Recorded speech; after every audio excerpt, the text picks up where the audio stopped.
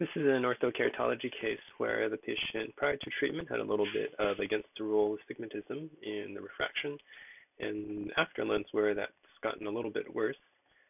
Um, and we can see this little bow tie here shows a little bit against the rule astigmatism. And I think had cases like this where it's this tight little bow tie right at the center of the visual axis.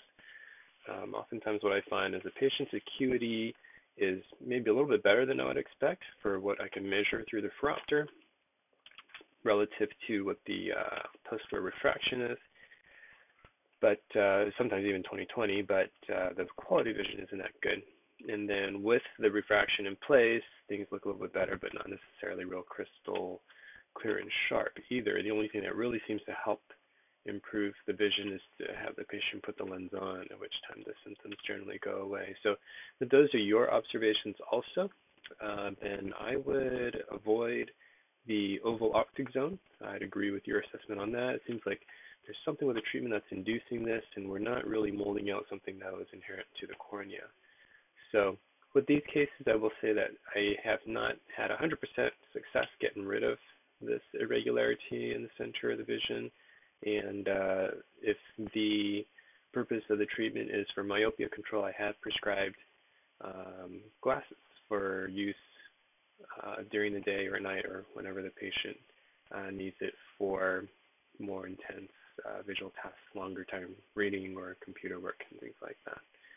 But that said, we're going to definitely try to get rid of this so the patient doesn't have to wear any glasses during the day.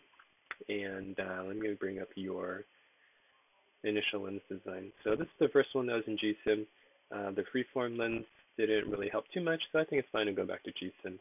I would increase the size of the lens a little bit. I think the 11 one that you used for the second lens is good. It's a slightly larger cornea, so I'll pump that up, and then don't forget to reset your center thickness after changing the diameter. So the way I'd approach this case is we want to maybe try moving a little bit less tissue, or try moving it a little bit, not as far as we're moving it. And I would do that by shortening the optic zone, and then also try to bear down a little bit more in the central cornea. And the idea is we want the fluid forces underneath the lens to be as tangential as possible, as opposed to perpendicular to the plane of the cornea. So right now, I think we're at a 6.4, so I'm going to bring this all the way down to 5.4. Oh, before we do that, I'm going to make note, our topo demand is right now 3.72, and that is the target we want to maintain once we're all done with this. So 5.4, and then this will be a 6.0.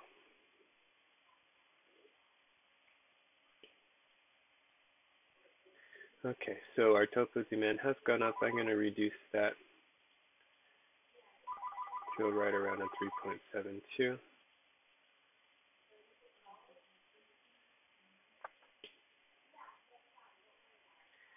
And then the other thing I'm going to do is add some asphericity into the lens.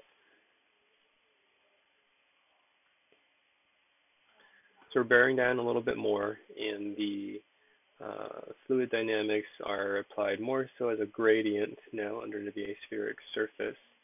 That did change our topo demand, so again I'm going to go back and readjust that.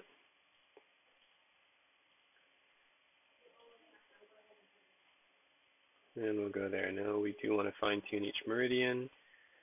We're at a power of minus 0.16 right now, and so I want to make this as even as possible.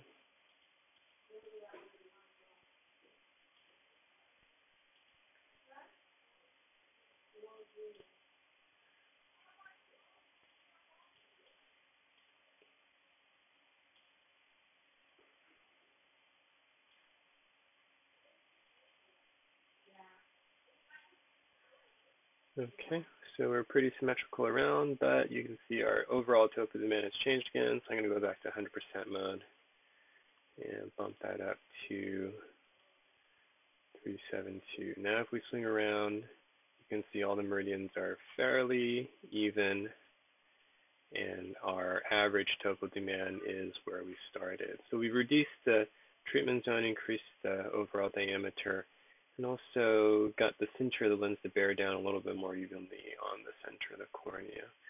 So this is how I'd at least try to get rid of that slight irregularity right at the visual axis.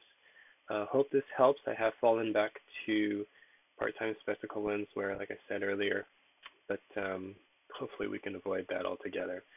So good luck with this patient, and thanks for watching.